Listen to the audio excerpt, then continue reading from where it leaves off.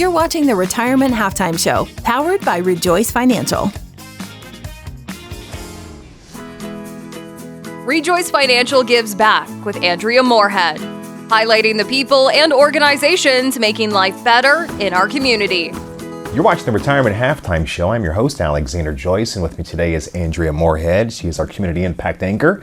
And recently you had an opportunity, if you will, to interview one of the first African-American settlement organizations, 5013Cs, if you will. Maybe tell me a little bit about that operation. How does it work? This is an incredible story. It's a story of our history, the history of our nation, the history of our state. And a lot of times, Black history is sometimes left out. Sure. But this is an incredible story of perseverance.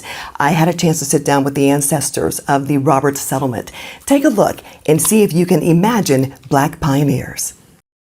It's a family reunion! 10 years ago, I created the documentary, It's a Family Reunion. What's your story? It featured 3 branches of the Roberts family tree. My dad's brother, daughter, is his mother. Celebrating their traditions and love.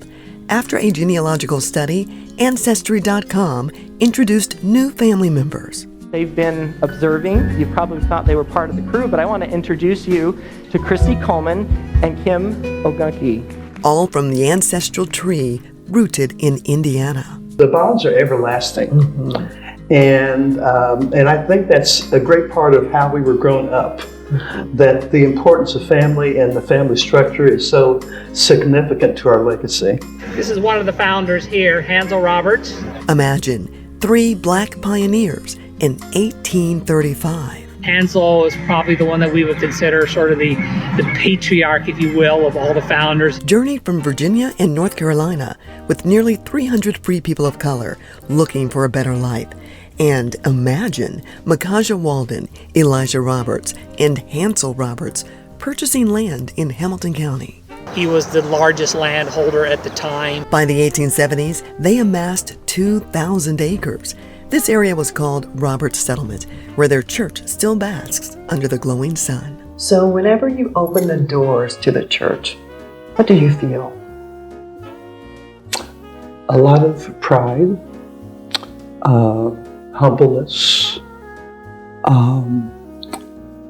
a lot of hope for what remains in the future for our settlement. Lavella Hyder and Brian Glover are descendants of Roberts Settlement. In the 1910s, annual reunions began to be held among Roberts and Winburn descendants. You can feel the spirits of the early settlers in the pictures of those who return each summer since 1924 for their annual homecoming reunion, a celebration that honors the past. What do you think people, if they've heard about the Roberts settlement, what maybe they don't know that they should know about? Our history is their history. The history of this Indiana landmark, which was also used as a school and meeting house, includes stories of perseverance, resiliency, prosperity, and cooperation. They were all here, I think, pulling for one another, celebrating each other's accomplishments. Mm-hmm. When someone needed something, helping that family out. All right. Before we start, the family's values of community and collaboration are shared with people from all over the world who sit in the hallowed pews to learn about the early Indiana Black settlers. Now we're limited by the resources that we have to open up the chapel, be here, greet people, or go somewhere else and meet you at your church or your civic club. But with the Legacy Walk, you can kind of come when you want to come. You can interact with it as much as you want to interact with it. Imagine Roberts Settlement Legacy Walk. The accessible outdoor path begins at the Indiana State Historical Marker, looping through the west side of the chapel for a self-guided journey of Black pioneer history. 4 separate themed stations include Roots and Migration, Progress and Perseverance, Faith and Reverence, ending with Legacy and Footprints. Hamilton County Tourism, who's been a great advocate and a great sponsor for us. While a few companies have supported the Legacy Walk and Memorial with in-kind services, this nonprofit organization needs to raise $75,000 to break ground this year. Imagine, with photographs, documents, birth records, and other artifacts saved by the early settlers, They knew their story was special, perhaps foreshadowing their significance in history, and praying their families and all of us would answer the call.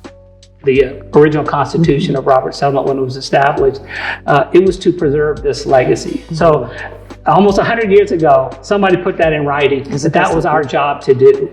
Wow. As hundreds of descendants from all over the world gather this summer for their 100th homecoming celebration, you too are the extended family of Roberts Settlement.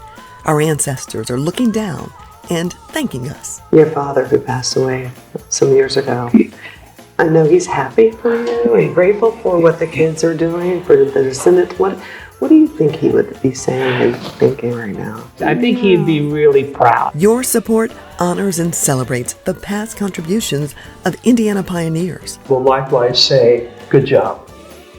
Thank you for those shoulders as well. As we continue building on their success. We've already come a long, long way, and I hope it will be multiplied by another century and longer.